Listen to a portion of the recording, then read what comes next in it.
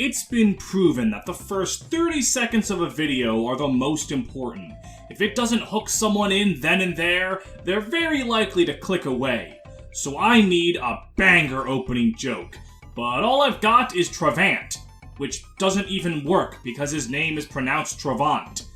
So, I've come to realize that one of the most effective kind of villains for people are the ones where you go, I get it, but... Like, you can understand how their life has led them to create the Death Ray, but you can also acknowledge that you should probably stop them from using the Death Ray. Travant, the King of Thrasher from Fire Emblem 4, does some of the most detestable shit in the franchise, but at the same time, he's one of its most sympathetic characters. So let's dive into the man who ain't exactly evil, but he ain't exactly not evil, Travant. And please don't forget to like, comment, and or subscribe before you even know what the hell I'm about to talk about. It means a lot, and I appreciate it. There is no meme. This is just a threat. Travant first appears on Chapter 3, where he's a mercenary hired by one of Yggdrasil's most prodigal assholes, King Chagall of Augustria. And quite honestly, if you didn't know any better, you wouldn't be able to tell that Travant is a villain by his introduction alone. I mean, sure, he's been hired to kill you, but Beowulf has already shown that in Yggdrasil, mercs are just trying to make a living, so fighting against you isn't really an indicator of morality. All Travant does is get insulted by Chagall, which if he hates you, that usually means you're doing something right, and refuse to die along with Augustria, fleeing when it becomes clear that he's on a sinking ship. From that alone, one might even think that Travant is going to become an ally, which would be awesome, because Dragon Riders are cool and you can never, in a million years, have enough of them. Tragically though, in his next scene, Travant does what is, up to that point in the franchise, the most evil and gut-wrenching thing a villain has done at all. The main Lord Sigurd's sister Ethlyn and her husband Quan are riding through the desert to reinforce Sigurd with their powerful cavalry unit and powerful holy weapon, the Gay Bulge. No, I will never pronounce that correctly, and yes, I am a 12-year-old. It's important to note that Quan and Ethlyn have had more scenes than most characters in the game, so they're among the most well-established and likable people in Sigurd's army. So when Travant shows up behind them with a squad armed with nothing but anti-cavalry weaponry, you get a sinking feeling in your gut as you watch Travant descend upon them like a fucking vulture. This is when we learn something about Travant and his kingdom of Thracia. Quan tells Ethlyn that Thracia has had centuries of warfare with Quan's country of Leonster, trying to seize it for themselves. Now, why Thracia and Travant have tried to do this doesn't get elaborated on, but Travant is a man of opportunity. Seeing Quan stuck in a desert means he knows his cavalry's mobility is hampered and they're vulnerable to his flyers. This alone shows him to be a man of wicked cunning, but it gets even worse when he sees that Ethlyn has their daughter, Altenna.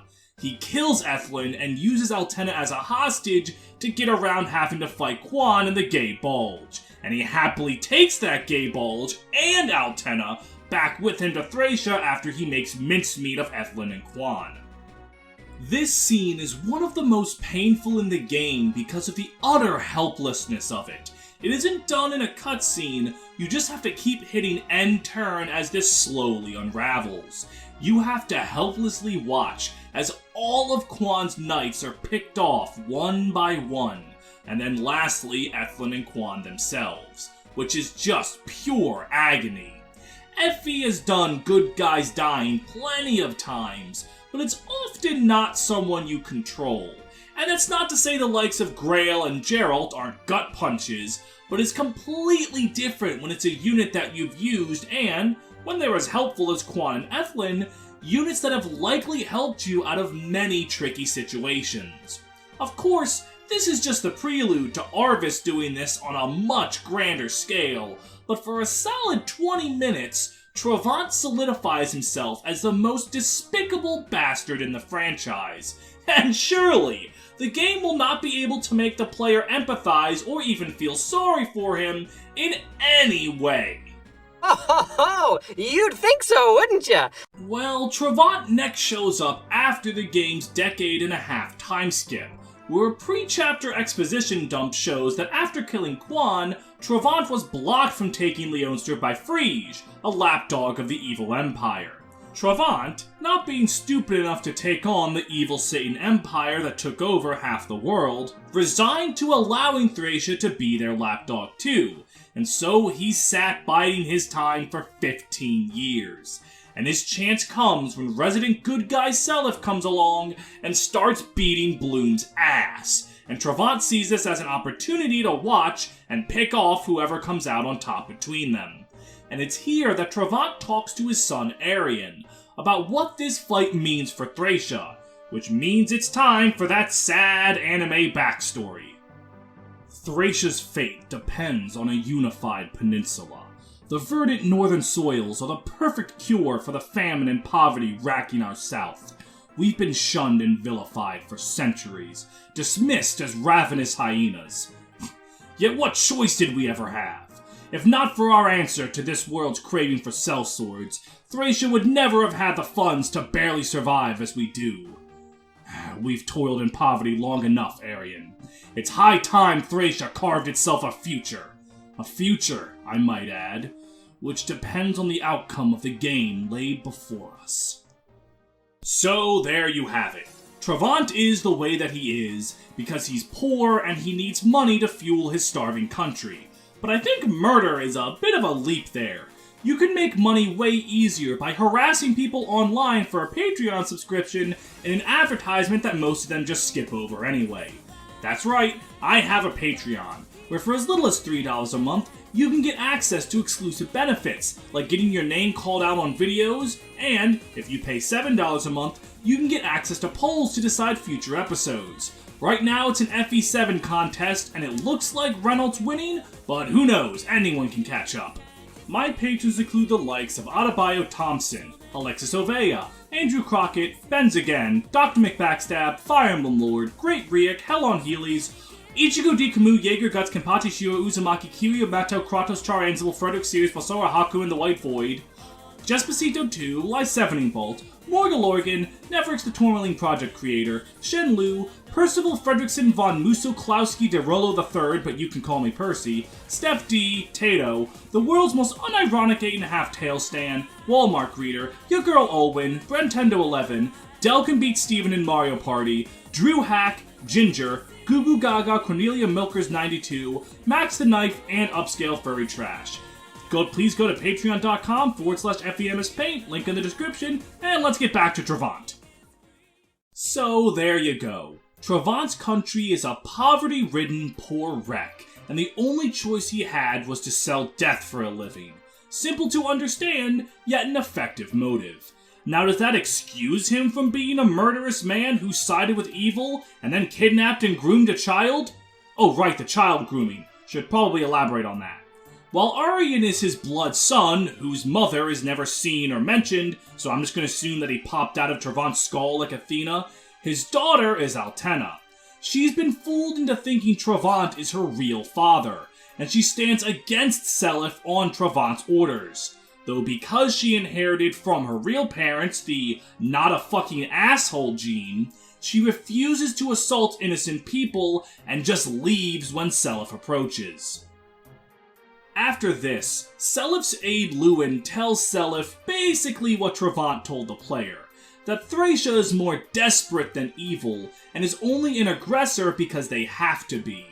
But Lewin also remarks that it doesn't matter that Thrasher isn't entirely evil, because they're still fighting against the good guys, and their justice wouldn't be accepted anywhere else. This is a theme of FE4, that people don't just pop out the womb evil. Something, someone, somewhere pushes them down the path that they live on. As Seliph says, quote, "Hate your enemy and see only evil in them. Do that, and the fighting will have no end." End quote. You need both empathy and the ability to not let that stop you from doing what you have to. Travant, and Thrasher as a whole, represent that theme perfectly. You empathize with Travant, you really do, but you also know that he needs to go down. Back to Travant himself, he is pissed at Altenna for not gutting Seliph like a fish, though he decides to give her another chance to fight for him. He then shows more of his wicked cunning. He knows that his General Hannibal is a good person, so he kidnaps Hannibal's adopted son and threatens child murder if Hannibal doesn't follow his orders. He also has a line wondering why Hannibal loves his son so much if he isn't blood related to him, which, given how he's revealed to feel about Altenna, that's a little bit of hypocrisy there. Speaking of, Altenna learns the truth of Travant's actions against Quan and Ethlin, and she confronts him ready to kill him, though Arion intervenes and knocks her out, tricking Travant into thinking she's dead. And it's here that Travant sees the writing on the wall. He knows that his ambitions have failed, and he knows that his death is near. He gives Arion his legendary lance, telling him that Thrasher is his now, and he flies out to do battle against Seliph and his forces on one final suicide charge. It's kind of a sad and unceremonious end to a character as built up as Travant. The flames of ambition burned out into ash, and Travant just wants it all to be over with. And post-mortem, Altenna reveals that, even with every horrible thing he's done, she can't truly hate him. She says that he genuinely loved and treated her like his own daughter, further adding to the conflicting morality that Travant has. In Udral, you can be a villain, but still be a really good dad. Just look at Arvis to Julia and Julius, and Travant to Altenna and Arion. Just don't look at Langabolt. Or Reptor. Or damn it, you know what, let's just move on. Travant is a character that, by design, it's hard to sort your feelings on. He does truly despicable things, but do his earnest intentions forgive the cost of his ambition? The lead writer of the game, and mastermind behind Effie's creation, Shozo Kaga, said in a developer interview that it's up for the player to decide that for themselves. He doesn't glorify or condone Travant's actions. The only thing he says is that Travant definitely loved Altenna as a daughter. She was not just a tool to him, but beyond that, it's up to the player to think. But wait, I hear you ask, why does it sound like you're wrapping up? Isn't Travant the King of Thracia? A man who plays a big role in the game called Thracia?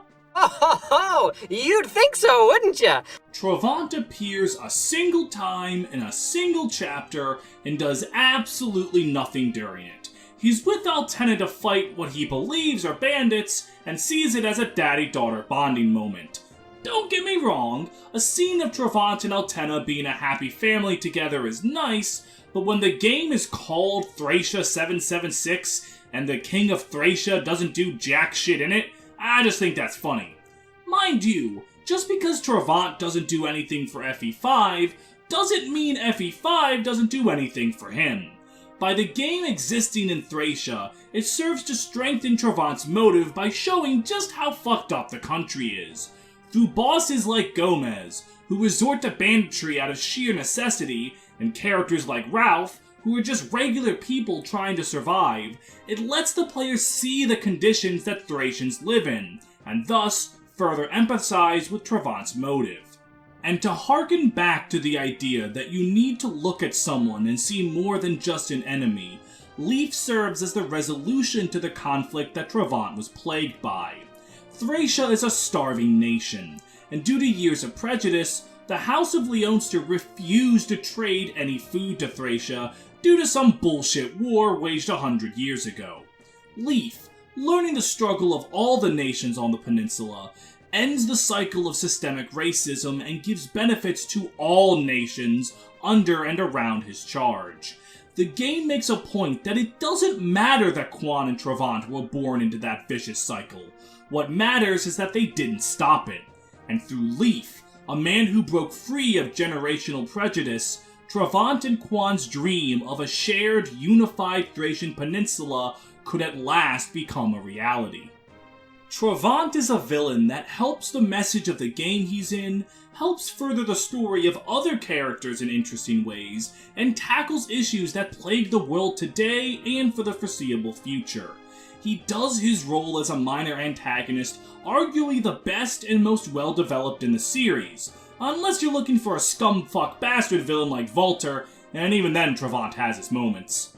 A solid character at every level that honestly leaves me with nothing to complain about. A true standout from a game whose rogue gallery of villains is already among the series' best. Thank you for once again making it to the end of another character analysis video. I've gotten my villain fix for now, so we can maybe move on to good guys, for at least another 2 episodes. As always, I would like to thank my buddy Guy for looking over the script and making sure that nothing in it looked too stupid. Thanks for your continued support, and thank you for when you do it again in the next episode.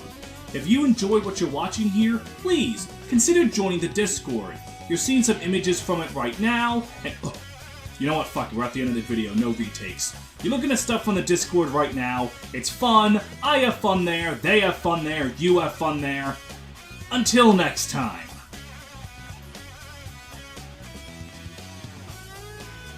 Change the world. My final message.